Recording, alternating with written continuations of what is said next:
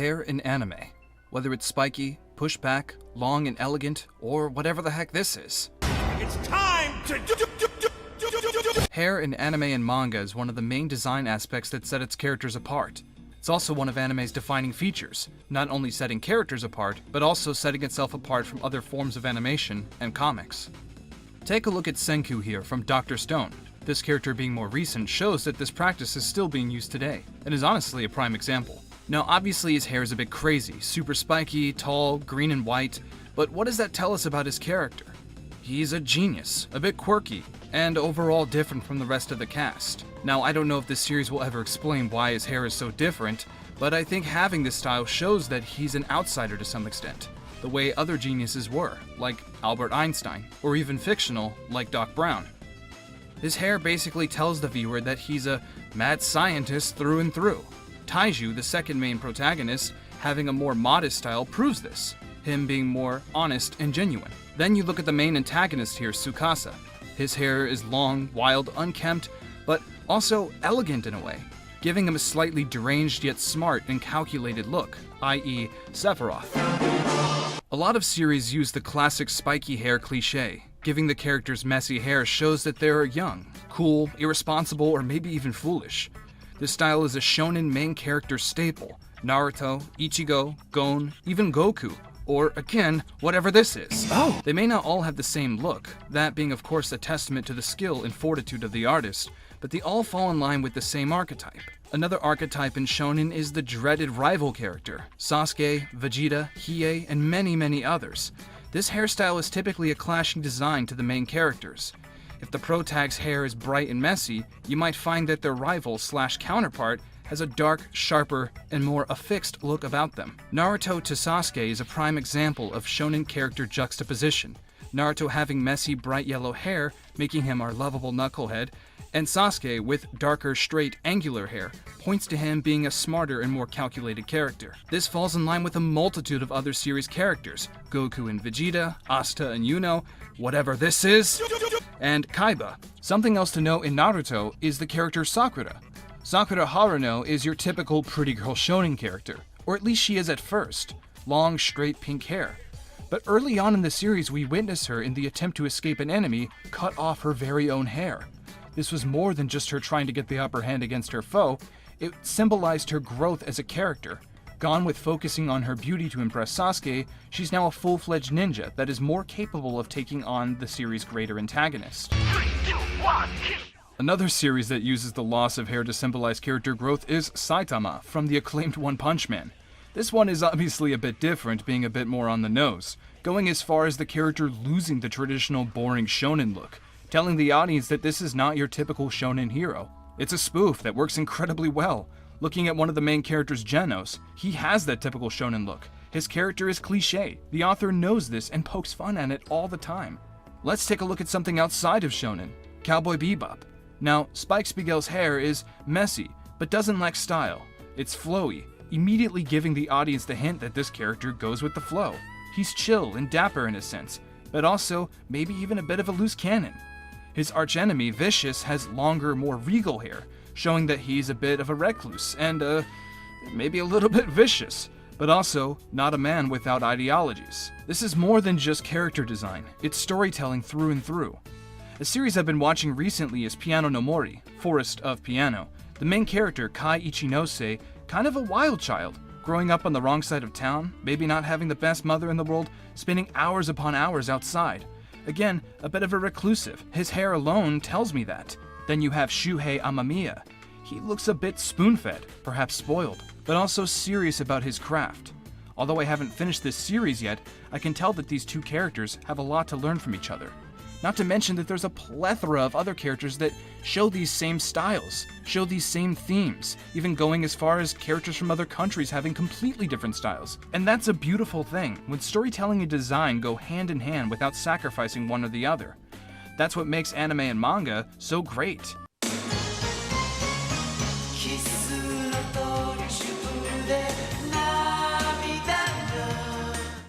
Another genre to pay attention to is shoujo. Now shoujo is a bit different, usually having a much larger female cast, falling in line with realism a bit more than shonen as well. Sailor Moon, aka Usagi Tsukino, is without a doubt one of the most iconic shoujo-style characters to ever exist in anime. She's the poster child for the medium in my opinion, and just happens to be incredibly well designed. She looks like a real person, or at least as real as the genre can be, but she also has hair that sets the character apart from the rest of the genre. Non-stop, there are imitations of not only this style, but the characters themselves. Sailor Moon is basically the Dragon Ball equivalent to shoujo. Really? Of course! What's happening here? What makes this hairstyle work so well? Naturally, there are a few things, the length being one of them. Her hair is just stupid long, and for some reason, within the confines of the world and plot, it just works. Her personality brings it forth. The two buns are working some magic as well. You know, come to think of it, this style is certainly replicated to death, but the actual design of Usagi hasn't been outright stolen. It's just too iconic. Lastly, you have the two jewels that appear after her transformation. Now, hair accessories I find uncommon in anime, so it continues its overall originality. You see, it's simplicity that goes the longest of ways in shoujo, whether you're talking about Usagi, Haruhi Suzumiya, Toru Honda, or my personal favorite, Tenma Tsukamoto from School Rumble. Speaking of School Rumble, take a look at its main character Harima Kenji. How crazy is this hairstyle for an anime, especially a shoujo? For starters, it's actually not that crazy. I find his hair extremely grounded in reality, more so than most shoujo. Then you have the mustache and goatee, which is extremely uncommon for a protagonist, especially young protags. His design in juxtaposition to the other main character and School Crush Tsukamoto is honestly striking, and is one of the main reasons why this series is just so darn delightful. Really, aside from Dr. Stone, we've mostly only talked about the hair in past anime.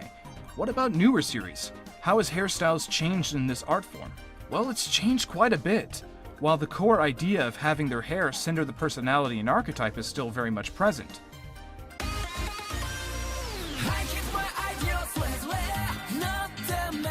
My Hero Academia, for instance. Honestly, this series is like walking on cloud 9 of great hair. I mean, my goodness. Perfect. Just perfect. That clashing style. Perfect. This sings valiantly. Perfect. Perfect. Perfect. Just perfect. Then we have Vinland Saga, and I've mentioned in my previous impressions videos that this series is unlike anything I've ever seen. Thorfinn sports a rugged survivalist haircut. It's a wild barbaric time. He should. While Askeladd, the villain, almost has a Scandinavian Iron Age look. In fact, all of the hairstyles in this series seem historically on the money, and prove what kind of characters, what kind of personalities and ideologies inhabit this world. And that's only speaking for the first few episodes. Judging by some of the manga designs, we're in for a treat.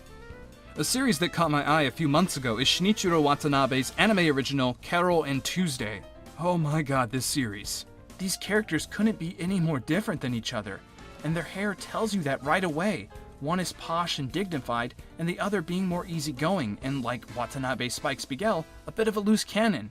Another Watanabe series with similar juxtaposition between characters and design, and one of my personal favorites is Kids on the Slope. The same concept, the same great design, the characters couldn't be more different, but they learn from each other, borrowing traits and even becoming best friends. Just another example of how far a simple hairstyle can go.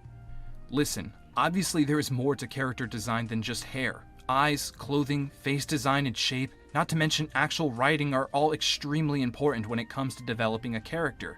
Also, sometimes a character only has great hair design just to make it easier to point out in crowds and amongst the trashy side characters like this ugly mop here. But the hair is sort of a gateway to the rest of the design of the character. It is the frame that centers the face and puts the personality and charm of each character in a place of understanding. A viewer might overlook this aspect. A simple, hey, that character looks cool mentality is perfectly fine, but sometimes reading behind the lines and going deeper within the confines of the series is for the best. Learning how to translate a character's personality through design is incredibly important in regards to manga. You don't have a voice for your character. You don't have the luxury of movement that animation can bring. You just have a pen and ink and paper. And in order to make that page sing, in order to draw the reader in and capture the attention of the unfortunately short-spanned, is to capitalize on one's imagination and bring forth the best possible design. And as a schlock wannabe shonen writer like myself, I always find myself looking for the best hair for my characters. I have great admiration for the designs of the past, and continue to look to the future of hair in anime for inspiration. There have been a lot of great hairstyles over the years. Yusuke Urameshi breaking the mold with a greaser look. Joe from Megalobox showing that a character from the slums can overcome anything. Vash the Stampede bringing forth that bright spiky hair we know and love. Ram telling us how much color can make a difference. And Yugi here, damn it. Somehow I knew we'd be back here. You know what? I'll be honest with you. I like Yami Yugi's hair. I like most of the Yu-Gi-Oh! Main characters' designs. Do they look ridiculous? Yes, absolutely. But it shows the Egyptian background of duel monsters. And Yugi's hair is just cool and extremely fun to look at and make fun of. So with all that being said, how do you feel about anime hair? What is your favorite hairstyle? Do you think that artists could do more to differentiate their characters? Comment below and give me your thoughts. Thank you very much for watching, and until next time, always remember to believe in yourself and follow your dreams. Bye-bye.